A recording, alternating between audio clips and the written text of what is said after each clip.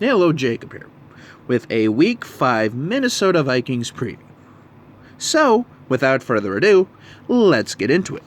So yeah, the Minnesota Vikings travel to the West Coast, the Pacific Northwest to be exact, and take on the Seattle Seahawks on Sunday Night Football. Oh, thank God it's not a Monday night, because I don't know if I could handle yet another Monday night game up in Seattle. Because I don't know if you know this, but that place has been kind of a house of horrors for the Vikings up there, so, ugh. And plus, it always seems like, because the last 2 times we played them, it was a Monday night game, and we all know how that ended. So, can we please get it done this time, Vikings? But anyway, on to the keys of the game for me. I have a feeling that the first big thing is our offense. Can our offense get clicking? Can Cook get cooking in the backfield? Can, Thielen get going? Is Jefferson finally turning into that number 2 that all the Vikings fans thought and knew he could be? And also, are we going to use the tight ends at all? I know we've used a little bit of Rudolph here and there, but where the hell is Irv? Seriously. I think I've heard his name called 3 times this year so far. So, and I think ironically enough, 2 of them were for penalties. But anyway. So, it'd be kind of nice to utilize our tight ends a little bit more in the passing game. And also, please, offensive line, protect Cousins. Because I have a feeling if you can protect Cousins for a few seconds here, he can carve up that secondary. Because, again, I don't know if you know this, the Legion of Boom days are kind of over with up there in Seattle, and it's pretty easy to, throw it on them. So, and run it on them. It's also, kind of the same thing with our defense, but again, let's just say this is turning out to be like a 2013 type of season so far. But yeah, so the big thing there for the Vikings on offense is protect Cousins, give him some time, and move down the field. Because, I don't know if you know this, there's this guy on the other side by the name of Russell Wilson. So, if you can keep him on the bench as much as possible, that'll really kind of, help us out a little bit here. So, obviously, a lot of times the best defense is a good offense, and a lot of times, just keeping them off the field is the biggest thing. Because, again, Russell Wilson, what's there to say about Russell Wilson? He's a beast. One of the best quarterbacks in the NFL, if not the best quarterback in the NFL right now. And then also now switching over to the defense. Have fun trying to contain him. Because we're going to need some pass rush, and we're going to need it badly in this game. If we have any chance, we have to keep Russell Wilson in the pocket. Because, he's getting a little older now. If you can believe it already, he's been in the league 9 seasons. So, crazy to believe. But anyway. Yeah, it's just, Russell Wilson is, case in point, he kind of reminds me of a more mobile Aaron Rodgers, because for a long time, over the last, I'd say probably 2.5, 3 seasons or so, he's basically had to make plays out of his ass because his offensive line couldn't block anything.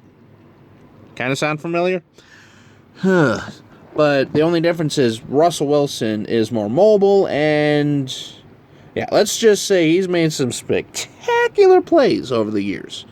So if we can limit that, and also now he truly has a number 1 weapon again in DK Metcalf, which, if you know anything about DK Metcalf, dude is jacked. Holy shit. That guy is wow. But anyway, so have fun, Cam. Have fun, Dancer. Have fun, Gladney. Have fun. Hell. Yeah, I think I found this year's Xavier Rhodes. which again, ironically enough, Xavier Rhodes over the Colts is the 2017 Xavier. Ugh.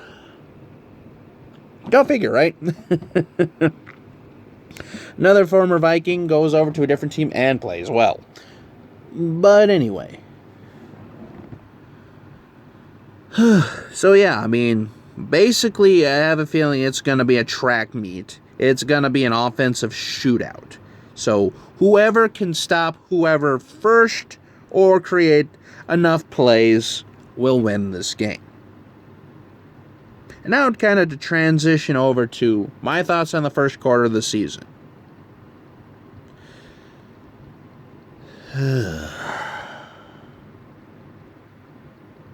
That's pretty much all I got to say there. Because week 1 was an absolute, well, you can already watch that video. Let's just say we look like absolute garbage. And then week 2 happens, and, well, the Colts smack us around like a redheaded stepchild, a raggedy Andal, whatever you want to say there. We just got spanked up and down the fucking field by Phillip Rivers. The same guy, ironically enough, 6 months ago, we had 7 turnovers on. But anyway, again, different time, different team, blah, blah, blah, different flaw. Yeah, no. But anyway, so, and then, of course, once we got to the Tennessee game, which, by the way, yikes! What the hell is up with the Tennessee Titans? I mean, Jesus! How many players have tested positive for COVID on that team now? I mean, shit, there's been like 2 more that have been, well, 2 more that have been added since the last I knew. But anyway, again, going back to that, I mean, obviously, even though we lost that game, our team actually looked somewhat, I don't know, good. I mean, at least they were competitive. And then, of course, last week, getting that big victory against the Texans. I mean, hey, who knows? If Kirk Cousins can pull this victory off, we might get some momentum rolling here. We could, if we can get to 500 by the bye week, then I like our chances, because then we can kind of mold and work and take care of that and move forward here, because, yeah, we're going to need to, because the schedule doesn't get any easier.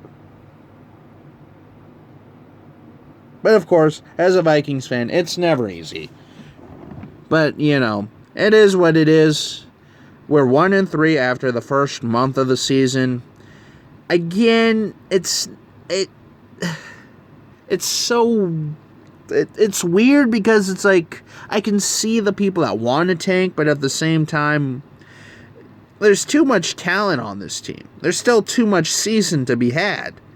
And yeah, sure, we've had some nasty injuries, and including, well, another rumor about Danielle Hunter maybe should sit out for the season.